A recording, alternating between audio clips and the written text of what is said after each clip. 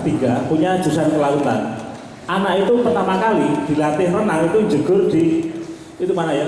Teleng yang sebelah barat itu loh. Bawahnya Gandos itu. Itu jegur kono dedek kabeh itu ya. Baru dinaikkan perahu untuk gemeter gitu ya. Akhirnya lama-lama berani waktu itu. Memang proses itu agak lama sekali. Nah, karena apa? Untuk melatih keluar ke kolam renang itu belum ada fasilitasnya. Tapi insya Allah saat ini kita dorong semua SMA SMK ini nanti ada kegiatan ekstra renang gitu ya. Itu nanti akan dorong kegiatan itu. Ya. Terus berikutnya ada usulan ada SMK pertanian. Sudah ada. Jadi sekarang namanya SMK pertanian tidak ada. Yang namanya SMK punya jurusan pertanian. Yang punya jurusan itu contohnya adalah di Prikuku. Itu punya jurusan teknologi pengolahan hasil pertanian. Itu sudah pertanian. Di Ngadirojo itu jurusan tanaman pangan dan hortikultura. Terus di daerah Bandar teknologi pengolahan hasil pertanian. Di daerah Nawangan ada pembibitan dan kultur jaringan. Di Donorojo ini kita buka lagi di Kalak teknologi pengolahan hasil pertanian. Kalau peternakan memang belum ada. Ini baru pertanian. Kalau kelautan, perikanan kelautan ini di SMK 2 ada jurusan budidaya ikan air tawar. Itu. Di SMK Ngadirojo negeri itu juga ada jurusan teknologi budidaya ikan air tawar dan teknologi pengolahan hasil perikanan. Ini sudah ada. Jadi sudah ada. Terus berikutnya tentang batik tadi. Ini saya setuju sekali bahwa ada semacam himbauan juga ini kepada sekolah pegawai negeri menggunakan batik Pacitan. Kalau untuk pegawai negeri, insya Allah sudah semua menggunakan batik Pacitan. Putra yang pakai ini baru ya Pak Eko sama Pak Yunus ini. Kebetulan pas ganti kelambi tadi ini aja saya tidak pakai dua baju. Ini juga batik sama nih. Ini batik mana nih nggak tahu nih. Cap ratu ini nggak tahu nih. Saya setuju sekali. Bahkan kemarin pada saat saya masih di Dinas Pendidikan bersama dengan Pak Mahmud, ini saya mengusulkan kepada Kepala Dinas Pendidikan Kabupaten Pacitan itu mengadakan lomba desain batik, gitu ya. Yang desainnya nanti saya usulkan supaya dibeli, ciptanya dibeli pemerintah daerah dan itu digunakan untuk semua PNS. Karena pada saat ini kalau kita lihat kantor A batiknya motifnya seperti ini. B seperti punyanya Pak Mahmud. Ini kadang-kadang ini akan merugikan siapa nih? Industri batik. Ingin saya tuh batik itu motif untuk PNS sama motifnya, sehingga yang lain ini dijual bebas. Karena apa? Kalau modelnya seperti ini, kadang-kadang saya ingin beli baju gitu ya, saya ngapik diri rumah aku di situ. Ternyata setelah saya pakai gon manten bareng dengan seragamnya kantor A, kantor B, loh, kayak aku melok rombongan di kantor A, kantor B, kadang-kadang saya merasa malu itu menggunakan itu. Nah saya kan bukan rombongannya Pak Wahdi kok pakainya adalah podo gitu ya. Nah, itu akan lebih baik nanti didorong untuk batik PNS ini usul bumi Pak gitu. Itu batik Pacitan itu yang digunakan PNS motifnya itu sama se-Kabupaten Pacitan gitu ya. Sehingga kita kantor A, kantor B, kantor C ya sama gitu ya gunakan itu. Sehingga yang lain itu nanti dijual bebas gitu ya. Kadang-kadang kan ada orang yang malu, kok aku nggak klambi bareng ke panti asuhan dan lain sebagainya. Pas kegiatan-kegiatan tertentu di acara resepsi dan lain sebagainya. Ini saya setuju sekali Mas ini. Jadi untuk batik itu kita senang dengan batik gitu ya, batik Pacitan. Kita menggunakan batik Pacitan. Itu aja. Terima kasih. Baik pertanyaannya. Mau di feedback Mas? Satu kali lagi ya? Sekali. Untuk SMK yang pertama, untuk SMK itu gimana? Apa tadi sudah ada ya untuk pembibitan benih pertanian. Nah itu alangkah baiknya untuk jurusan itu ditambah lagi. Contohnya di Bandar atau di mana itu harus ada agar sinergitas antara masyarakat itu benar-benar bisa tercapai kesejahteraan seperti yang dikatakan Pak Bupati tadi. Itu yang pertama. Terus yang kedua untuk arah renang tadi atau ekstra tadi itu seharusnya untuk teman-teman ataupun sekolah-sekolah yang di daerah pantai itu kemungkinan besar diwajibkan untuk ekstra itu. Terus maaf, saya kembali lagi ke pariwisata. Maaf Bu ya, ini ide gila sebenarnya Bu. Maksud saya gini, Jadi karcisnya itu sedikit ditambahi untuk bayar keamanan. Maksudnya itu yang diatur oleh Perda. Dan tapi saya nggak tahu undang-undangnya masalah itu nanti korupsi atau tidak, wallahu alam. Tapi ini ide gila. Jadi ketika Anda nggak mampu membayar dari dinas, dari pemerintah Pemda, tiketnya ditambah 100 atau 200 setiap orang, kepala orang. Dan ini membahas tentang pendidikan Mas, bukan di pariwisata lagi ya. Ya maaf Mas. Ini bahas pendidikan, bukan di pariwisata lagi. Ya. Oh iya, terima kasih. Saya kembali ke pendidikan sama batik.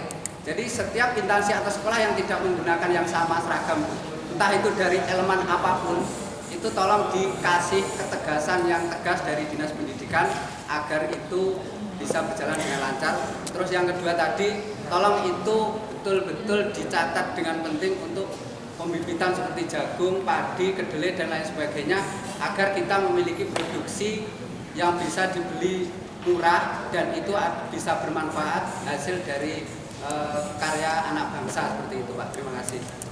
Ya, terima kasih Mas nih ya. Jadi untuk pertanian dulu ya, ini memang kami mendorong seperti itu gitu ya, pembibitan gitu ya, pembibitan dan kultur jaringan ya, karena memang kondisinya apa tadi ini lab dan peralatannya itu juga belum mendukung gitu ya. Tapi arah kami ke depan nanti akan seperti itu. Terus saat ini perlu juga kami sampaikan untuk sekolah yang punya pertanian ini sudah ada teaching factory-nya, katakanlah di SMK Negeri 1 Nawangan. Di sana itu banyak produksi kopi. Ini saya minta untuk membuat produksinya adalah membuat kopi ya. Jadi masuk sekolah nggak bisa kalahkan dengan kopi ABC, Torabika dan sebagainya. Ternyata sana mampu membuat kopi dengan merek seruput gitu ya. Seruput mereknya dari produksi SMK Negeri Nawangan. Ini. Jadi casingnya, bungkusnya sama seperti punyanya Torabika itu. Jadi masuk kita nggak kalah bersaing itu. Terus juga membuat jahe instan itu dari SMK Negeri Nawangan. Dan hampir setiap sekolah yang punya jurusan pertanian ini sudah punya produksi seperti itu. Nanti kita dorong anak-anak untuk memiliki jiwa entrepreneur gitu ya, tidak harus buruh ke tempat lain tapi bekerja di tempat sendiri bisa menghasilkan penghasilan yang besar ini. Jadi tidak perlu harus keluar ke TKW, menjadi TKI, tapi tetap bekerja di daerahnya masing-masing dengan memanfaatkan potensi yang ada di itu. Di Bandar misalkan terkenal produksi apa nih? Cabai. Terus yang kedua beras merah gitu ya. Beras merah itu kalau seandainya diolah menjadi bumbu atau mungkin makanan bayi dan sebagainya itu kan sangat bagus. Hanya dibiarkan. Itu kita arahkan nanti ke teaching factory. Ya sambil jalan insya Allah nanti SMK akan menjadi sekolah yang diminati oleh masyarakat. Terus berikutnya lagi, arah kita ke pertanian. Karena kadang-kadang masyarakat Mas ini, SMK kasihan pada saat mengajukan izin, itu Pak Mahmud selaku kepala bidangnya, itu jurusannya apa yang diminta? TI, teknologi informasi. Kasihan kan nggak cocok kalau itu. Saya sarankan untuk pertanian, tapi yang ngeyel nggak mau itu. Ya sudah, kita coba aja gitu ya. Ternyata muridnya ya sih banget gitu ya. Ini. Jadi memang masyarakat kadang-kadang tuh pengennya itu kita arahkan kadang-kadang nggak mau, tapi kita mencoba untuk memberikan arahan agar membuka jurusan yang sesuai dengan potensi yang ada di wilayah tersebut. Demikian, terima kasih. Okay. Baik, terima kasih. Untuk mempersingkat waktu, kita langsung menginjak kepada Dinas Kelautan Perikanan. Ini jadi satu Bu, antara UPT dengan Dinas Perikanan agar untuk mempersingkat waktu. Ya. Baik, dari bidang kelautan, saya izinkan untuk 2 pertanyaan. Silakan. Saya ingin bertanya tentang kelautan dan penelitian perikanan. Yang pertama adalah tentang kelautan sesuai dengan Undang-Undang Nomor 1 Tahun 2014 tentang aturan bahwa sepanjang pantai itu dilarang untuk dibangun atau ditinggali oleh tempat yang permanen. Nah, akan tetapi kenyataan di masyarakat sekarang, misalkan di Krayan atau di Batu, apakah itu sudah ada kajian bahwa dari garis sempadan pantai itu sudah ditegakkan secara benar? Akan tetapi ketika kami kemarin survei di Batu itu ada villa yang sudah permanen di situ dan saya kira-kira antara sempadan pantainya itu sesuai dengan Undang-Undang Nomor 1 Tahun 2014 itu kan 100 meter dari tepi pantai. Akan tetapi di situ kan belum sampai 100 meter bisa dibangun gitu. Terima kasih. Kemudian untuk masalah perikanan, saya ingin bertanya bagaimana regulasi tentang nelayan dari Bugis atau dari mana. Saya pernah melaksanakan pengabdian di Kabupaten Sumeneb, Pulau Ramian. Di sana itu aturan desa mengatakan bahwa nelayan dari luar wilayah dilarang untuk masuk ke wilayahnya karena itu untuk melindungi nelayan-nelayan kita. Akan tetapi apabila kita melihat kenyataan masyarakat di Lamperan, banyak masyarakat di sana itu yang pendatangnya hanya dari Bugis, dari Makassar, dan lain-lain. Nah, saya ingin bertanya bagaimana regulasi yang mengatur itu. Terima kasih.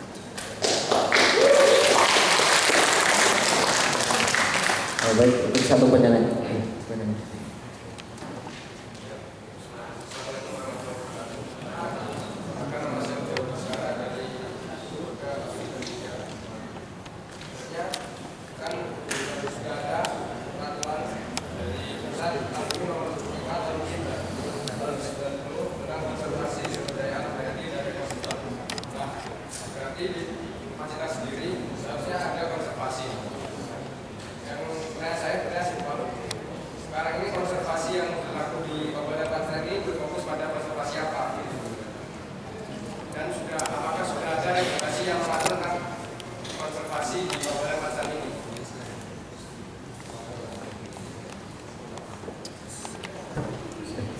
Ya, cukup dua pertanyaan itu. Mungkin silahkan dari Bu Nini atau Mbak Dini yang akan menjawab.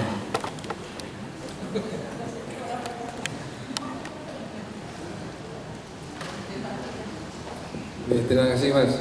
Jadi nanti yang terkait dengan nelayan laut Bu Nini yang bisa jawab Bapak Ibu. Yang terkait dengan nelayan Andon, ini memang benar Bapak Ibu sekalian. Tapi setiap nelayan Andon itu kan juga warga negara Indonesia.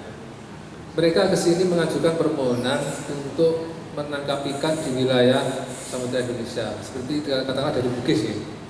Jadi dari sana dia mengirim surat ke sini, dia ingin masyarakatnya nelayan sana mencarikan di kita. Jadi dia berdomisili katakanlah selama mungkin sekitar 6-8 bulan. Jadi mereka bahkan ada juga dengan keluarga juga ikut. Jadi mereka ke sini mencari ikan, kemudian ikannya itu juga didaratkan di Pacitan. Pertama memang Bapak sekalian dan adik-adik, ada beberapa sisi positif dan negatifnya. Sisi positifnya, mereka itu rata-rata teknologinya lebih maju. Nah, kalau dibanding dengan nelayan Pacitan, itu kita ketinggalan jauh. Itu, Pak. Kemudian yang kedua, ada pendapatan untuk daerah. Karena mereka melaksanakan penangkapan ikan di Samudra Indonesia di wilayah penangkapan, pengelolaan perairan, ini nanti mereka mendaratnya di Pacitan untuk dalam bentuk retribusi PAD. Jadi PAD dari Tamperan itu sebagian besar dari nelayan Andon. Gitu teman-teman adik-adik. Kemudian sisi negatifnya, memang betul terjadi timbul dampak sosial. Karena pertama budaya sudah beda ya. Wong Jawa ya seperti ini, kalau wong Sumatera, wong Bugis itu beda. Itu memang salah satu kendala yang kita hadapi. Tapi kita berupaya agar supaya mereka ya bagaimana caranya bisa menyesuaikan dengan budaya masyarakat di Pacitan. Itu Mas, jadi sisi negatif dan positifnya juga ada. Dan lagi memang di satu sisi juga ada untuk sisi positifnya juga. Akhirnya perekonomian sekitar kan juga meningkat. Banyak warung-warung yang bisa menjual kepada nelayan Andon. Mungkin kebutuhan untuk logistiknya pada saat dia mau berlayar. Karena seperti perahu-perahu besar, adik-adik seperti yang 30 groston, itu kan sampai beberapa hari di tengah laut. Mereka membutuhkan logistik yang besar, mulai dari air minum, beras, dan makanan yang lain, itu kan juga disediakan oleh masyarakat di sekitar Pacitan. Memang sisi negatifnya itu, karena budaya mereka juga tidak sama dengan kita. Ya mohon maaf, karena memang ya sudah dari kecil, apalagi teman-teman yang dari Bugis, itu umur masih belasan tahun, dia seperti itu. Tapi keandalannya itu melebihi masyarakat nelayan Pacitan. Bahkan dulu tahun berapa Pak Imam yang sampai Pulau Christmas itu nelayan dari Bugis, umur sekitar 16-17 tahun. Mereka akhirnya ditangkap polisi dari Australia. Beraninya sampai gitu. Tapi tidak ada nelayan Pacitan yang sampai ke sana. Kita sudah membina nelayan kita, ayo kita sudah fasilitasi pelabuhan yang super mewah, masyarakat bisa menikmati. Monggo, ada beberapa pengusaha punya kapal besar, silakan sudah kita didik, diwarai, diajari. Ternyata setelah selesai sertifikat ada, kembali lagi Wandi Bising. Pagi melaut, siang mendarat, malam tidur. Ini Pak, monggo teman-teman adik-adik didorong kalau ada keluarga wani suka sampai perbatasan Australia gitu loh. Kita itu nelayan dan itu Bapak Ibu sekalian sekalian. Mereka bawa teknologi dan agak jauh-jauh dari Sukabumi, Pangandaran. Tahun 2015 mereka mengejar layur, harus disampaikan. Teknologinya lebih maju daripada nelayan kita. Mereka sekali tebar sudah 1.500 mata pancing untuk satu kali penangkapan layur. Pacitan berapa? 600, kalah jauh. Dia sudah sampai 30 mil dari bibir pantai. Pacitan 10 mil. Sudah ayo kita dorong. Kawamu meluwo. Teman-teman Anda sudah siap. Monggo Pak kalau mau ikut dengan saya, tapi bawa perut sendiri. Nanti di belakang saya. Kita fasilitasi, tidak mau. Buatin pantun Pak. Tidak berani Pak. Karena kembali lagi kan nyali. Gitu. Karena nyalinya masih kurang. Jadi mereka hanya di pinggiran, nah kita di pinggiran. Itu. Yang lain itu. Terima kasih Pak Yunus. Sebelum saya menjawab masalah konservasi, tadi ada pertanyaan yang terkait dengan batik, karena kebetulan kemarin saya baru saja diskusi dengan Ibu Bupati selaku Ketua Diskrasda. Memang sudah ada rencana untuk anak-anak sekolah akan menggunakan batik Pacitan. Tapi perlu diketahui bahwa batik Pacitan saat ini yang termurah harganya masih 110. Oleh karena itu beliau sekarang sedang merencanakan untuk membuat batik printing dengan computerized sehingga harga bisa ditekan sampai sekitar 50.000 seperti daerah lain. Nah ini sedang dalam proses, nanti harapannya bisa terjangkau oleh anak-anak sekolah. Terus kemudian yang kedua, kemarin sempat didiskusikan, kalau seandainya PNS diseragamkan dengan batik tertentu, dalam artian motif tertentu, akhirnya tidak menimbulkan kreativitas oleh pembatik itu, karena ternyata mayoritas pembeli adalah PNS yang notabene pada hari-hari tertentu diwajibkan menggunakan batik. Itu Mas. Jadi mau diseragam kemarin, sekarang saya kebetulan sempat diskusi, kalau seragam itu intinya. Nanti kalau seragam ya sudah menggunakan seragam itu, sudah tidak ada keinginan untuk beli batik lagi. Karena itu akan membunuh, istilahnya tidak menimbulkan kreativitas pembatik. Dengan dibebaskan asalkan menggunakan batik Pacitan bermotif pace, itu akan menumbuh kembangkan batik-batik yang ada di ini. Karena mayoritas pembeli bukan orang rumahan, tapi mayoritas itu dari PNS pembeli batik. Itu mungkin tambahan dari saya. Kemudian terkait dengan masalah sepadan pantai yang sekarang marak dibangun villa-villa dengan harga yang relatif tinggi, perlu saya luruskan dulu, tadi sepadan pantai dihitung dari pasang tertinggi ya, bukan dari bibir pantai. Bibir pantai itu pindah-pindah bibirnya Pak ya, enak bibir ya Pak. Pantai memang ada bibirnya. Itu pindah-pindah, jadi dihitung dari pasang tertinggi 100 meter dari pasang tertinggi. Yang paling pokok sebetulnya bahwa sebatas itu masuk wilayah sepadan pantai, pemerintah tidak akan mengeluarkan IMB. Artinya apa?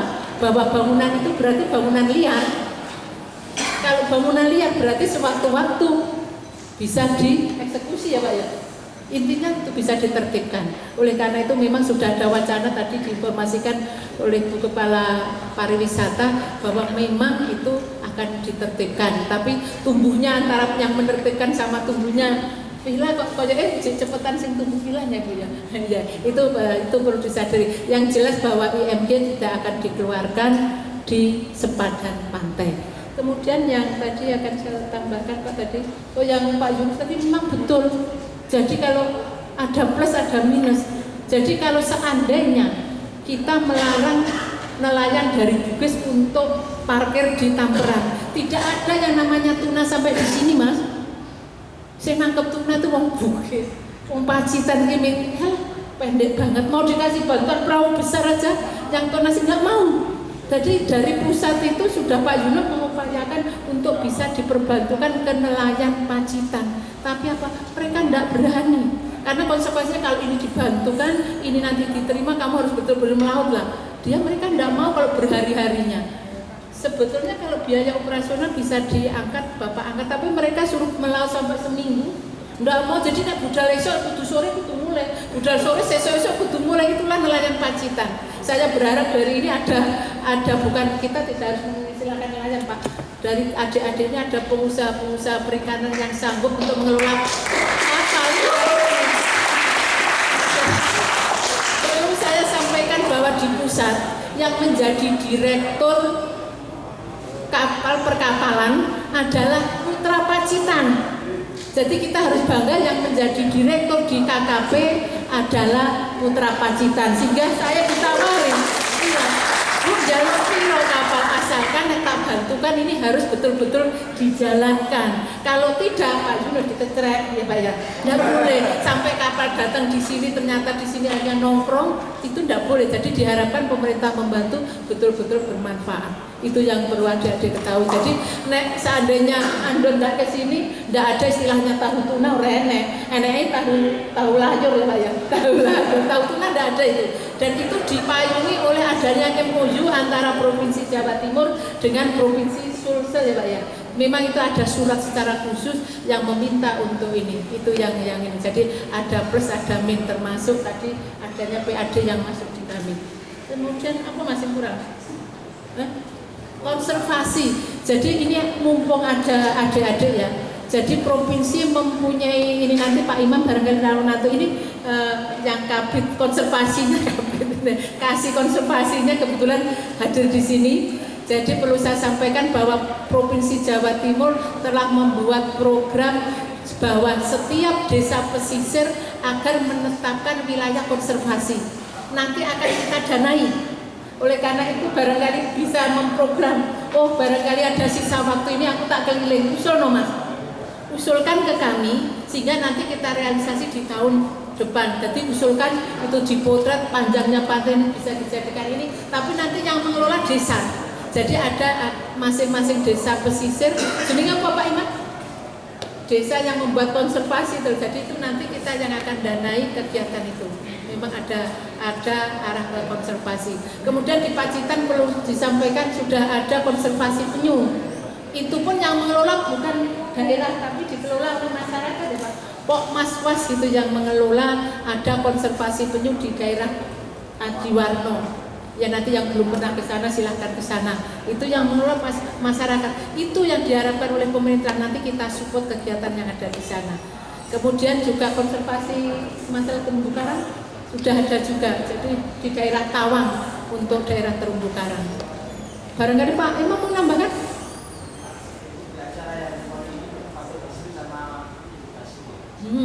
Tadi ini ada kegiatan sosialisasi program Pantai Bersih. Ayo nih adik-adik mau, ayo kerja bakti, mau ndak? Nanti ditumi kaos.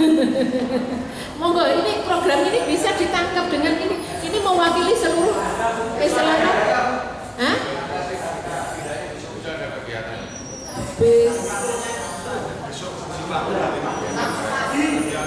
Mendadak ngono aku ra iso kudu SPJ kan itu. Iya. Harus ya istilahnya kan harus diprogram. Prai panjang mau prai panjang. Prai panjang kita ada dua kegiatan yang terkait dengan masyarakat, yaitu yang kedua mitigasi. Mitigasi itu boleh adik-adik mau tampil di panggung, itu nanti di sela-sela itu kita bisa memberikan istilahnya sosialisasi tentang masalah bencana. Monggo nanti kita support, kita dana itu kegiatan. Jadi kita mempunyai kegiatan yang memang membentuk panggung, boleh untuk wayangan, boleh untuk tausiah, boleh untuk dangdutan yang memungkinkan untuk bisa tersampaikan terkait dengan masalah bencana alam. Mungkin itu saja yang bisa saya sampaikan. Terima kasih. Linda. Baik, terima kasih pemaparan dan jawaban dari Pak Yunus dan Ibu Nini. Karena waktu sudah menunjukkan pukul 5, karena di depan tadi juga janjian kita maksimal sampai jam 5. Mungkin konsolidasi ini akan kami tutup. Sebelum kami tutup, akan dibacakan kesimpulan oleh Saudara Notoren. Saya persilakan.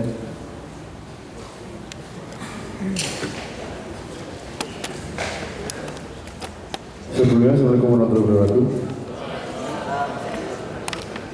Mungkin sebelum mengakhiri acara, kita berikan tepuk tangan yang meriah kepada pemateri dari bapak-bapak ibu SKB pemerintah yang telah menemani kita dari siang tadi hingga sore membahas tentang bagaimana perkembangan Pacitan ke depannya lebih baik. Pembangunan perubahan jangka panjang perlu adanya komunikasi antar instansi dan pemerintah dengan masyarakat agar tercapainya pembangunan Pacitan yang lebih baik untuk kesejahteraan masyarakat Pacitan. Kami sebagai pemuda Pacitan akan terus mengawal dan mengawasi kebijakan ataupun direksi dalam bidang apapun dari pemerintah untuk kemajuan Pacitan dan kesejahteraan masyarakat Pacitan. Salam perubahan. Salam perubahan. Terima kasih. Wassalamualaikum warahmatullahi wabarakatuh. Terima kasih Saudara Notoren. Dengan adanya konsolidasi pada hari ini, semoga kita sebagai masyarakat, pemuda, dan juga pemerintah bisa bersinergi membangun bersama Kabupaten Pacitan menjadi lebih baik, Kabupaten Pacitan menjadi lebih dan lebih baik dari sebelumnya. Semoga apa yang kita lakukan hari ini membawa manfaat bagi kita semua. Semoga ridho Allah selalu kita harapkan untuk kebaikan Kota Pacitan. Baik, konsolidasi pada hari ini saya akhiri. Saya ucapkan terima kasih kepada Bapak Bupati Pacitan atau yang mewakili beserta jajaran yang hadir pada hari ini, dan juga teman-teman peserta konsolidasi dalam acara biar yang keempat ini. Ya. Baik, langsung saja waktu sepenuhnya saya kembalikan kepada pembawa acara. Saya akhiri. Billahi taufik wal hidayah. Wassalamualaikum warahmatullahi wabarakatuh. Baik, terima kasih. Berbagai acara sudah kita lewati bersama, namun sebelum saya tutup nanti mohon untuk para pemateri di sore hari ini jangan beranjak pulang dulu karena kita akan foto bersama nanti ya. Terima kasih atas perhatiannya, terima kasih atas paparannya kepada